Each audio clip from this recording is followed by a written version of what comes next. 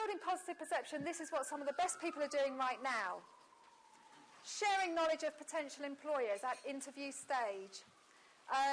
So business strategy teams' role, so not just about what the company is they're going to go for interview for, but where that company is going, what its future plans are. If you know that because you're close to your clients, share that with your candidates, they love it. Marketing roles to candidates against their needs. So not, I have a client and he's looking for this and this and blah, blah, blah. It's the difference is, you know, when you registered, you said you wanted to work for X type of business and you wanted to use your this, and this. Well, I've got something that matches that. It's a very different conversation, and I bet you guys are doing that now. But warts and all, the 10 or 20% that doesn't match, tell them up front, because it increases perception. This is what the best billers are doing at the moment. Giving careers advice, you could have some basic documents that say your CV's great, but you could enhance it like this. Or careers, you could be looking at this. I can't help you getting there, but this is how you could do it for yourself.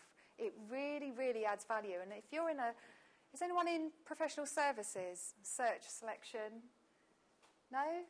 Well, in professional services, a lot of people do this. They will interview candidates because they're potential clients, and they will give, advice, knowing they might become a client elsewhere.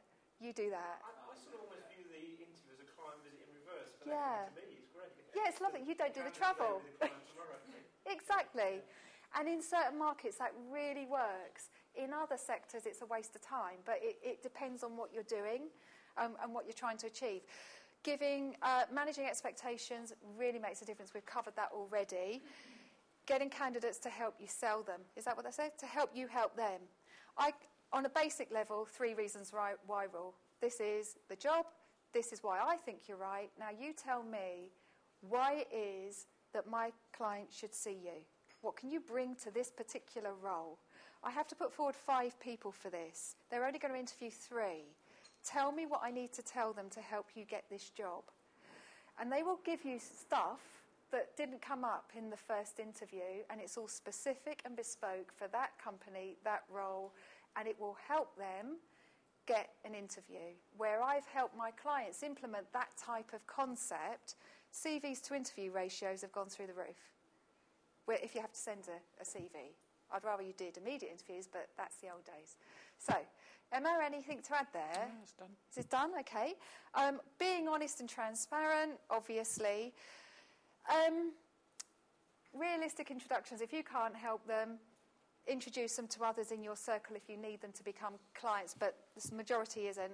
Sharing interview feedback, but keeping all parties informed, which we've covered. Any comments or questions on that? Covered it. Common mistakes. Not interviewing candidates in depth. Now, in your 15 minutes, I'm not picking on you here, but just in 15 minutes, do you feel, based on what we've covered today, that might need to change slightly? There's a lot of stuff going on there that we don't do. This is not relevant. It's not necessarily relevant. Semiconductor, microelectronic engineers. It's very, very specific, very high-end people. But in 15 minutes to the general qualification. So there is a lot there that we're not doing. Some stuff I could do. But some's not relevant, though. But some's not relevant. I actually a bit surprised about how much in-depth stuff is there that everyone's agreeing with in terms of how much they talk to people and what they find out. Yeah. The thing is, if you can do it in 15 minutes and it's working for you, so you're not getting people let you down and stuff like that, and then stick with it because it's working. It's longer for the more experienced people. It's 15 minutes where possible for the B and C candidates, a lot of Indian engineers and stuff. Yeah. Try and keep it low. Yeah. But for the more experienced people, yeah, of course. It's longer. Of course. Okay, no problem. You need to know, and thanks for sharing that, you need to know what they're going for as well, what other jobs they're going for. Some of us don't like to ask that. It's kind of a bit unlucky, isn't it?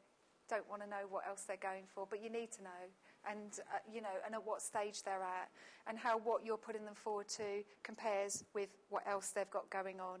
And the more you've engaged them in trusting you on the first interview, the more likely they are to share this with you. Okay, not managing expectations, lying. Now, no one in this room lies, do they, to their candidates? Brilliant, because many do. Not managing counter-offers, which we're going to come on to shortly. Avoiding candidates at all costs. Not talking to them. If you don't talk to them, you don't find out what's going on in the market, you don't find out, obviously. But there's so many of them, isn't there? So many.